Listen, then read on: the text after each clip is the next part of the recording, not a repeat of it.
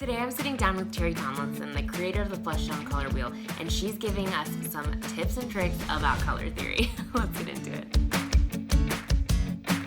The Flesh Tone Color Wheel. So I just want you all to know that I reinvented the wheel, and I can say that. And That's amazing. Great. It's the best tagline. This is the Flesh Tone Color Wheel. It's basically a color wheel that shows you what color does, how to manipulate color, and how color is going to behave, but all in browns and neutrals. And I think what makes it so powerful is that those are the colors we work on, and that's the canvas we work on. So the trick to working the Flesh Tone Color Wheel is that all you have to do is understand the principles of color theory, find yourself someplace on this wheel, and start applying color theory to it. And instead of looking at, let's say, a yellow, you're looking at a neutral with a yellow undertone. So it just takes the regular colors on a wheel, a traditional wheel, and it puts them all into neutral versions of themselves. And it's been an amazing journey. I had no idea when I put this together and had it printed that it would kind of open a door to a whole new avenue of my career. Absolutely. And it's made me relevant in ways that I was never relevant before. So it's been amazing. I can't wait to see where it goes. Absolutely. When did that even come into your mind? So let's see. This June it'll be 2 years since I launched it. I was teaching color theory in some of my level 1 and 2 classes, which are, kind of your basic foundation classes. And every time I taught color theory, I would get it. I was like, yeah, I get it. And my students were really struggling with it. Yeah. And, at the end of a 2-week class, they still would not be confident in what a blue corrector was and what a red corrector was and what that looked like. And I felt very frustrated, and I felt like I wasn't teaching them right. And so I decided I needed a visual. I need something I could say, look, here's brown things, and do color theory. And so the idea just came to me to make my own wheel. And it took me a year to make it and to get it printed and to be able to reproduce all the browns, because I made them all with makeup, because I needed to make sure it worked, right? We know what the principles of color theory do. You have a wheel and you apply color theory, the principles of color theory to it. So I had to make sure it worked and that it followed the principles of color theory, and I had it produced, and I sold I think I printed 250 the first time, and they sold out in a week. Wow. Yeah. And I literally was sitting here in my studio, trying to type up orders. I was like, how do I sell orders? How do I take money? All hit me. And now we've sold thousands and thousands of them. Oh my gosh, that's amazing.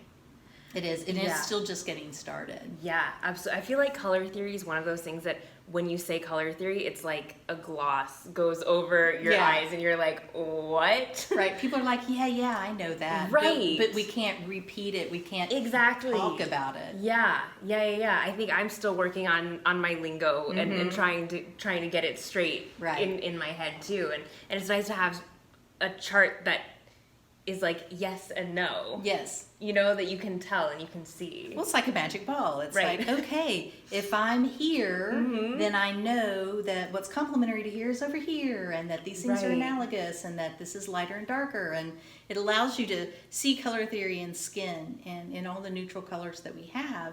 And then it becomes bigger and better for you. Color theory goes from this kind of thing that you think about when you have to cover a tattoo or a scar to how do I pick out the most perfect nude lipstick for you based on color theory and your skin tone? Yeah. So it gives you so much more power.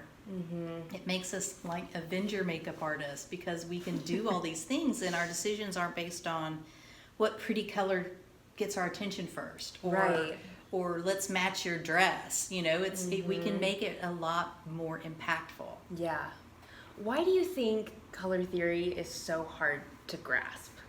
Honestly, I think because it hasn't been put in browns for us. It's like color theory is always spoken French, and we don't speak French, we speak Spanish. Right. Because color theory, traditional color theory, is based on pure colors, pure hues, and it's based off a grayscale. And if you think about it, we don't work on a white to black scale, we work on a brown scale. So if we can kind of take color theory and mix it all up and throw it into skin, make it all brown, then it makes sense to us, right? Yeah. And that's become my mission in life. I love it. I feel like I'm learning already. I get all worked up about it. No, it's so true. Well, let's talk about color theory mistakes that people make that you see again and again and again and again. I think that the one that really bothers me is putting yellow under the eyes. Okay. Because color theory tells us that yellow corrects violet. And yes, violet is blue and red, but yellow and blue make green. And so when you're putting a lot of yellow under the eyes, and if anybody has darkness, which most people have a little, but if somebody has a decent amount of darkness, you're just making them green, right? And it's become very trendy to do that weird yellow triangle here. Right. And I get the highlight thing, but you've got to drop it past the dark circle, or you're just making people look ashy and green. So that's the one that just keeps me up at night. Like, why? Right, Why? please stop. How do you get better at color theory? Well, I think we all have to study it and we have to work it. You cannot learn color theory, read a book, and then put the book up and go about your day. You have to make color theory an active participant in your decisions and your makeup work. And one of the things I've started doing is I have a webinar now that is I call it Color Theory Remote, but it's live on Google. We do it, I think I'm doing it twice a month now. And I have people all over the world take it because we can sit down face to face and just talk about color theory, the principles of color theory, and then how to work it actively as an artist and how to work the wheel. Yeah. And that's been really good. And the hands-on classes have been good because they get your hands in color theory, right? You're mixing and making and adjusting things. So I think we have to, we have to take color theory and make it our own, and we have to use it. Right, absolutely. And that's one thing too. I took the webinar first. Mm-hmm.